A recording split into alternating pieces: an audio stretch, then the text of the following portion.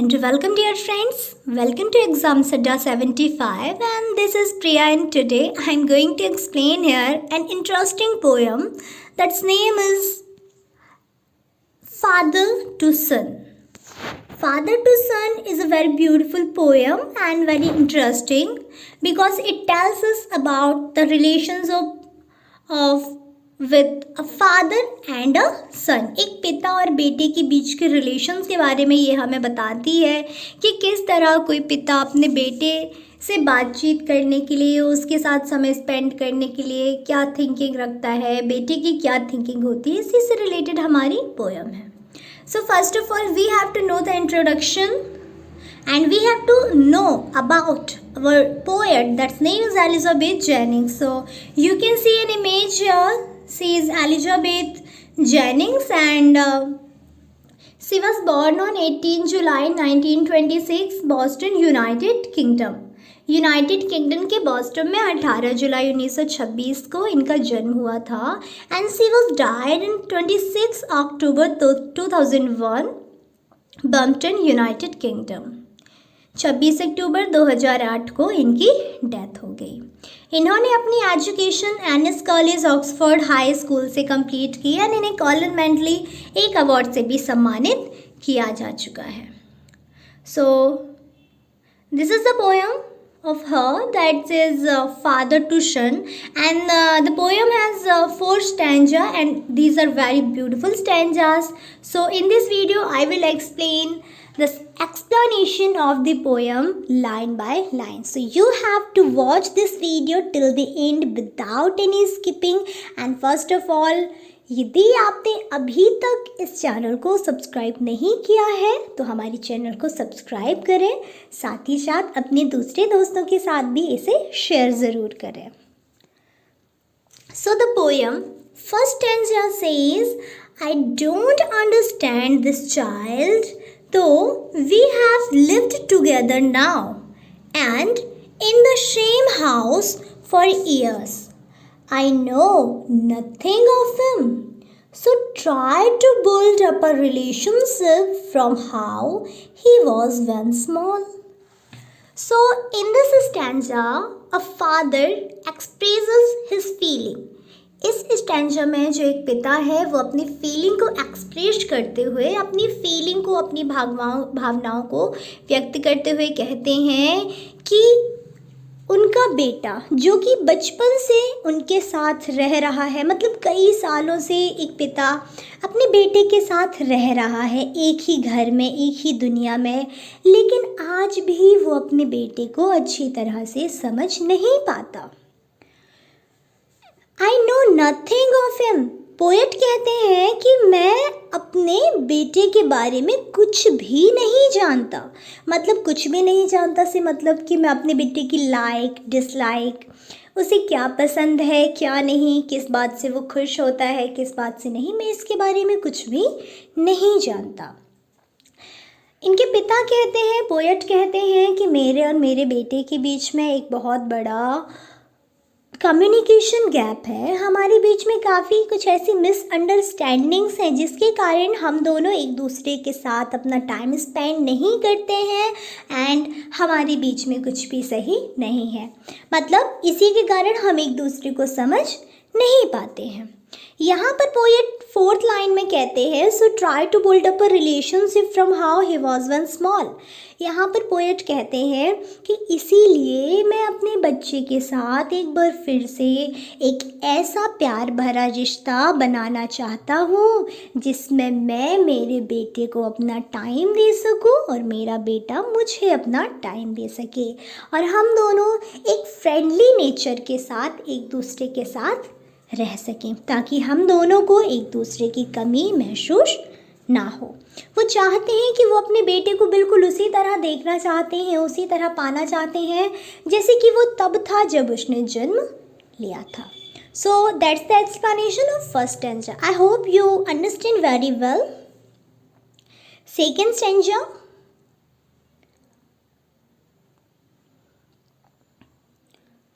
Second stanza is about yet have I killed the seed I spent for shone it where the land is his and none of mine? यहाँ father और बेटे के बीच का जो रिश्ता है वो बहुत कॉम्प्लिकेटेड हो चुका है। वो दोनों ही एक दूसरे को अपना समय नहीं देना चाहते। मतलब चाहत तो है कि दोनों एक दूसरे के साथ अपना टाइम दें, बट एक कम्युनिकेशन गैप है। बहुत पहले से ही उनके बीच में ये गैप बना रहा है कि वो एक दूसरे को समय नहीं दे पाते हैं, जिसके कारण वो एक दूसरे को समझने में आज भी क्या है, बहुत कंफ्यूज्ड हैं। सो पोएट कहते हैं कि ये बात सच है कि मैंने जो बीज बोया था, द सीड आई स्पेंट, वह बीज जो मैंने बोया था वह शायद मेरा नहीं है। मतलब पोएट कहते हैं कि वो बीज जो मैंने सोचा था कि ये मैं अपनी ज़मीन पर बो रहा हूँ, शायद वो ज़मीन मेरी नहीं है, ये ज़मीन शायद मेरे बेटे की है। यहाँ पर बीज और ज़मीन से मतलब है कि वो कहना चाहते हैं कि मैं सोचता था कि जिस बेटे को हमने जन्म दिया है वो बेटा हमारे ही जैसा होगा। मतलब उसका बिहेव, उसकी सोच, उसकी समझ, उसकी लाइक डिसलाइक हमारी ही तरह होगी, लेकिन ऐसा नहीं है। उसकी तो एक अलग ही दुनिया है जिसमें वो रहना पसंद करता है। पोएट आगे कहते हैं 4th लाइन में, we speak like strangers, there is no shine of understanding in the air, this child is built to my design but don't look the same. यहाँ पर पोएट कहते हैं 4th लाइन से दैट कहते हैं कि मेरे और मेरे बेटे के बीच में जो कम्युनिकेशन गैप है और जो मिसअंडरस्टैंडिंग्स है, मतलब गलत फहमियाँ हैं, उनके कारण हम दोनों एक ही घर में रहते हुए जब बात करते हैं तो ऐसा लगता है कि मानो दो अजनबी एक दूसरे से बात कर रहे हों। वो कहते हैं कि मेरे बेटे को देखकर तो लगता है कि हाँ वो मेरा ही बेटा है, वो बिल्कुल मेरी ही तरह बना है, लेकिन वास्तविकता तो ये है कि जो मेरा बेटा है वो दिखने में तो मेरे जैसा है, लेकिन वो किसी और दुनिया में रहता है। मतलब उसकी बनावट शारीरिक तो वही है, लेकिन उसकी सोच, समझ, तरीके वो सब हमसे बिल्कुल अलग हैं। इसलिए पोएट लास्ट में कहते हैं कि मैं अपना जो प्यार उसके साथ शेयर करना चाहता हूँ वो मैं उसके साथ शेयर नहीं कर पाता। यही है उन दोनों के बीच का रीज़न। मतलब एक ऐसा रिश्ता बन चुका है पिता और बेटे के बीच में जिसे वो खुद भी नहीं पसंद करते हैं, बट उन्हें फिर भी उस रिश्ते में रहना होता है।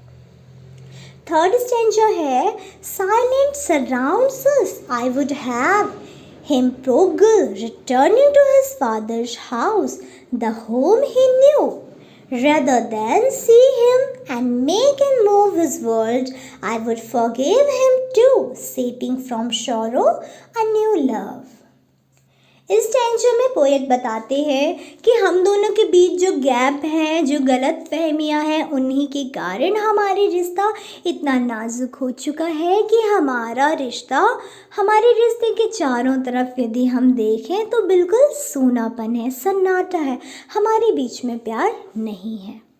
आई वुड हैव हिम प्रोगल, यहाँ पर पोएट कहते हैं कि मैंने देखा है कि जो मेरा बेटा है वो फिजूल खर्ची करता है।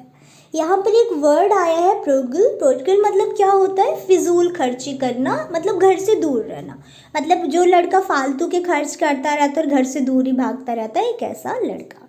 तो पोएट कहते हैं कि मैंने देखा है कि जो मेरा बच्चा है वो फिजूल खर्ची करने वाला और घर से दूर भागने वाला है, लेकिन मैं चाहता हूँ कि मेरा बेटा एक बार फिर से मेरे पास आए, मेरे साथ रहे, मेरा बेटा उस घर में वापस लौट आए जहाँ उसने जन्म लिया था। Rather than see him make and move his world, कवि कहते हैं कि मैं चाहता हूँ कि जो मेरा बेटा है वो अपनी नई ज़िंदगी की शुरुआत मेरे साथ करे। मतलब मेरे बेटे में अब जो समझ आती है, मैं नहीं चाहता कि मेरा बेटा मुझसे दूर रहे, मैं चाहता हूँ कि वो मेरे साथ टाइम स्पेंड करे। जब मुझे उसकी ज़रूरत हो तो मैं उसका साथ दूँ, और जब मुझे एक बेटी की ज़रूरत हो तो वो मुझे अपना साथ दे। I would forgive him too। कवि कहते हैं कि आज तक हम दोनों के बीच में जो कुछ भी हुआ है, जो कुछ भी गलत फहमियाँ हैं, कम्युनिकेशन गैप है, मैं उन सब चीज़ों को भुला दूंगा। मैं हर एक गलती के लिए अपने बेटे को माफ़ कर दूंगा। शेपिंग फ्रॉम सारो अ न्यू लव। और हमारे बीच की जितनी भी आनाकानी हैं, जो भी अटकने हैं, उनको दूर करके हम एक प्यार भरे रिश्ते की शुरुआत करेंगे, जिसमें मैं और मेरा बेटा फ्रेंडली नेचर के साथ रह सके। तो ये था थर्ड स्टैंजा दोस्तों। आई होप कि वीडियो आपको पसंद आ रहा है। वीडियो पसंद आ रहा है तो वीडियो को लाइक ज़रूर करें। एटलीस्ट पोएट साथ में ये भी कहते हैं कि जो उनका बेटा है वो अपना फॉल्ट मानने के लिए तैयार है। पोएट यहाँ पर एक्सेप्ट करते हैं कि हाँ, उनके बेटे में जो गलत आदतें आ गई हैं वो सब उन्हीं के कारण हुआ है। मतलब वो हमेशा अपने काम को उन्होंने फोकस नहीं किया, वो हमेशा अलग भागते रहे। उसी के कारण उनके बेटे में आज भी ये सारी कमियां देखने को उन्हें मिलती हैं। फोर्थ स्टैंजा है, Father and son, we both must live on the same globe and the same land. Fourth stanza में पोएट कहते हैं कि मुझे और मेरे बेटे को एक साथ एक दुनिया में और एक ही घर में रहना चाहिए। हम दोनों को हमारे बीच में जो हुआ है उसे भुलाकर एक नई जिंदगी की शुरुआत करनी चाहिए। थर्ड लाइन है, He speaks, I cannot understand myself why anger grows from grief. We each put out an empty hand, longing for something to forgive. Last 4 lines में अभी तक जैसा कि हमने देखा कि एक पिता ही अपनी फीलिंग को एक्सप्रेस कर रहा है कि वो कितने बेचैन है अपने बेटे से मिलने के लिए, उनका साथ पाने के लिए, और बेटा है जो कि उन्हें टाइम नहीं देता। तो अंततः जो बेटा है लास्ट में वो भी अपनी फीलिंग एक्सप्रेस करते हुए कहता है कि मैंने भी हमेशा चाहा है कि मैं आपका हाथ बटाऊँ, मतलब मैं आपका साथ दूँ। यहाँ पर पोएट लास्टली कहते हैं, the son speaks for the first time and admits that he too feels the sadness of the broken relationship. यहाँ पर पोएट के बेटे कहते हैं कि वो भी फील करते हैं उनके और उनके पिता के बीच का जो रिलेशनशिप है वो टूट चुका है, उसमें इतनी खटास है। इसको लेकर उनके बेटे भी दुखी हैं। But he is angry due to his confusion. लेकिन एक ऐसी कन्फ्यूज़न उनके बीच में आ चुकी है जो उन्हें बार बार गुस्सा दिलाती है, उन्हें नाराज़ कर देती है। Both father and son want to forgive each other. पिता और बेटे दोनों ही एक दूसरे को माफ़ करना चाहते हैं, but neither one is ready to take the first step of asking a forgiveness. लेकिन दोनों में से कोई भी पहले आगे बढ़कर क्षमा मांगने के लिए तैयार नहीं है। However, the situation can improve. They find a way of getting closer to each other. Last में पिता और बेटे एक दूसरे के करीब आने के लिए, एक दूसरे के बीच में फ्रेंडली नेचर क्रिएट करने के लिए, अपने रिश्ते को इम्प्रूव करने के लिए फाइनली एक रास्ता ढूंढ लेते हैं। So that is the poem father to son. I hope guys की वीडियो आपको पसंद आया होगा। Thanks for watching this video guys.